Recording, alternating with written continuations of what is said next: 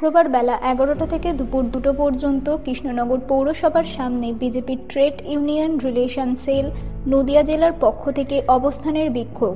এই বিক্ষোভের মূল বিষয় হকার উচ্ছেদের ঘটনা এবং তাদের পুনর্বাসনের দাবি। কৃষ্ণনগর পৌরসভার পৌরপ্রধান তিনি কোনো নোটিশ ছাড়াই কৃষ্ণনগরের সমস্ত জায়গা থেকে আনুমানিকভাবে হকার উচ্ছেদ করেছেন এবং ভাঙচুর চালিয়েছেন। তারই প্রতিবাদে এই বিক্ষোভ।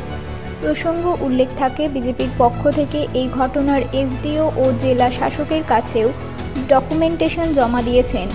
আজ তারা অবস্থানের বিক্ষোভের পর কৃষ্ণনগর পৌরসভার পৌরপ্রধানের কাছে একটি ডকুমেন্টেশন জমা দেবেন।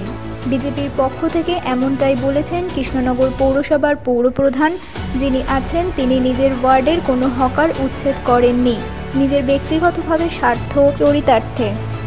আজকে আমাদের কৃষ্ণনগর পৌরসভায় যে গত 29 তারিখে যে হকার উচ্ছেদ শুরু হয়েছে অবৈধভাবে ও বিনা নোটিশে রাতের অন্ধকারে হকারদের যে উচ্ছেদ করা হয়েছে এবং তাদেরকে কোনো স্থায়ীকরণের কোনো প্ল্যানিং নেই, এবং শুধু তাই নয়, তাদেরকে অন্য জায়গায় অন্যত্র যে তাদেরকে অন্য জায়গায় ব্যবস্থা করা, তার বিকল্প রুটি রোজগারের ব্যবস্থা করা, এগুলি কিন্তু ব্যবস্থা না করে হঠাৎ করে হঠকারিতা সিদ্ধান্ত এবং তাদেরকে তুলে দেওয়া হচ্ছে।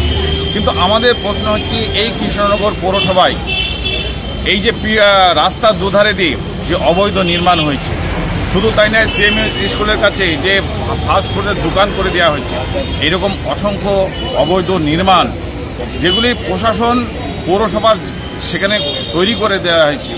আজকে তাদের যদি উচ্ছেদ না হয়, তাদেরকে যদি এই পৌরসভার যানজট তৈরি না করে, সাধারণ মানুষের যদি অসুবিধা না করে, তাহলে যেসব হকার ভাইরা আছে তারা কি ক্ষতি করছে? তারাও তো যানজটের তৈরি অসুবিধা হচ্ছে না। তাহলে কৃষ্ণনগর হকার উচ্ছেদ, অর্থাৎ কৃষ্ণনগরে যদি স্বাভাবিক জীবন ফিরিয়ে নিয়ে আসতে হয়, সাধারণ মানুষের জীবনযাত্রা যদি ফিরিয়ে নিয়ে আসতে হবে, টোটাল এইসব বিল্ডিং ভাঙতে হবে এবং অবৈধভাবে যেসব বিল্ডিং নির্মাণ করা হয়েছে আমাদের কলেজ স্কুলের সামনে, আমাদের সদর হসপিটালের সামনে, এরকম যে নির্মাণগুলি করা হয়েছে সেগুলি ভেঙে পরিষ্কার করে দেওয়া হোক এবং তবে আর হকারদের জন্য বিকল্প ব্যবস্থা করা হোক, অন্য জায়গায় করে সেখানে মার্কেট করা হোক। আর তাহলেই কিন্তু আমার মনে হয় আজকে আমাদের তারা স্থায়ীকরণ হবে, তাদের বিকল্প রোজগারের ব্যবস্থা হবে, তাদের বাড়িতে যে তারা ফ্যামিলির লোকজন আছে তারাও অর্থাৎ নিশ্চিত হবে। আজকে সেই জন্য আমাদের এই অবৈধ নির্মাণের যে শুরু হয়েছে তারই প্রতিবাদে আজকে আমাদের স্মারকলিপি এবং বিক্ষোভ কর্মসূচি চলছে। অবস্থান বিক্ষোভ কতক্ষণ চলবে? আমাদের 4টি পর্যন্ত অবস্থান বিক্ষোভ চলবে, আর তার মাঝে আমাদের স্মারকলিপি প্রদান হবে। এটাই আমাদের আজকে কর্মসূচি। আজকের অবস্থান বিক্ষোভ কৃষ্ণনগর পৌরসভার যিনি চেয়ারম্যান আছেন, সেই চেয়ারম্যান নদিয়া জেলার প্রশাসনকে সঙ্গে নিয়ে বিগত সপ্তাহখানেক আগে যেভাবে গরিব মানুষের পেটে লাথি মেরেছে, যেভাবে রাতের অন্ধকারে তাদের দোকানপাটগুলো ভাঙচুর চালিয়েছে, আজকে সেই কারণেই সেই সব পরিবারগুলো আজকে তারা খেতে পাচ্ছে না, তাদের সেই সব হকার বন্ধুদেরকে সাথে নিয়ে আজকে আমাদের আন্দোলন। মানে মূল বিষয় আপনারা চাইছেন কি? দেখুন, আমরা তো প্রথমত দাবি জানাচ্ছি যে সব হকার বন্ধুদেরকে পুনর্বাসন দিতে হবে এবং তিনি যে কাজটা করেছেন চেয়ারম্যান সাহেব প্রশাসনকে কাজে লাগিয়ে, সেই কাজ যদি করতেই হয় সেই কাজটা তার ওয়ার্ড থেকে শুরু করুক। তার ওয়ার্ডে এমন অনেক অবৈধ নির্মাণ আছে, যেমন শক্তিনগর স্বামীজি রোডে সেইখানে যখন একটা দোকান আছে, সে একটা রেস্টুরেন্ট নাকি একটা দোকান আছে, খাবারের দোকান, উনি মনে হয় বিনা পয়সায় খাবার টাবার নেয়, তাই উনি সেই দোকানটা ভাঙার সাহসিকতা দেখাননি। ওনার বাড়ির সামনে সেলুন আছে, সেই সেলুনে হয়তো ওনার ছেলে রূপচর্চা করে, তিনি হয়তো তার সাহসিকতা দেখায়নি সেটা ভাঙার। আগে সেই সব দোকানগুলো ভাঙুক, তারপর গরিব খেটে খাওয়া মানুষ যারা শহরের ওপরে ব্যবসা করছে তাদের দোকানপাট ভাঙার সাহস দেখাবে না। একটা বিষয় পরিষ্কার যে অবৈধভাবে যারা রাস্তা দখল করেছে সেটা তো আইনি নয়। তাহলে পৌরসভা দেখুন, আমি একটা কথা বলি, এটা যদি আইনি নাই হবে, আজকে দীর্ঘ 20-25 বছর ধরে আজকে তারা ওখানে ব্যবসা করছে, তাহলে সেটা যখন তারা শুরু করছিল তখনই বন্ধ করে দেওয়া উচিত ছিল। আজকে সেসব হকার বন্ধুদের এমন একটা বয়স এসে দাঁড়িয়েছে, কারোর বয়স 50, কারোর 55, তারা দীর্ঘদিন ধরে সেখানে আজকে তারা তাদের জীবিকা অর্জন করছে।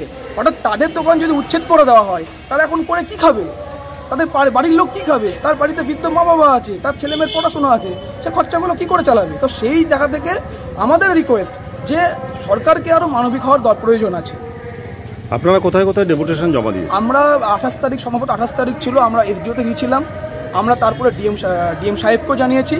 আজকে আমরা চেয়ারম্যানের কাছে এসেছি, যে আপনিও ওনাকে অবগত করছি, আজকে আমরা স্মারক ওনাকে দেবো আজকে।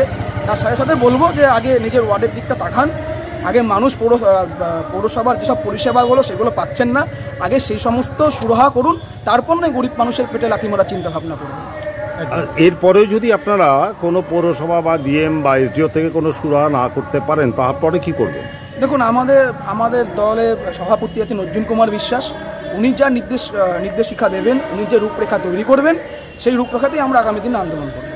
আজকে আপনাদের সাথে কারা আছেন এই আন্দোলন? আজকে আমাদের সাথে আছে এই এলাকার কৃষ্ণনগর পৌর এলাকার কিছু না হলেও 200 হকার বন্ধু আছে, এবং তাদের বাড়ি কৃষ্ণনগর পৌরসভা এলাকায়, কারোর বাড়ি বেটিখালি, কারোর বাড়ি নেদেরপাড়া, কারোর বাড়ি নলুয়াপাড়া, এই সমস্ত এলাকার মানুষজন আমাদের সাথে আছে, সবই লোকালে।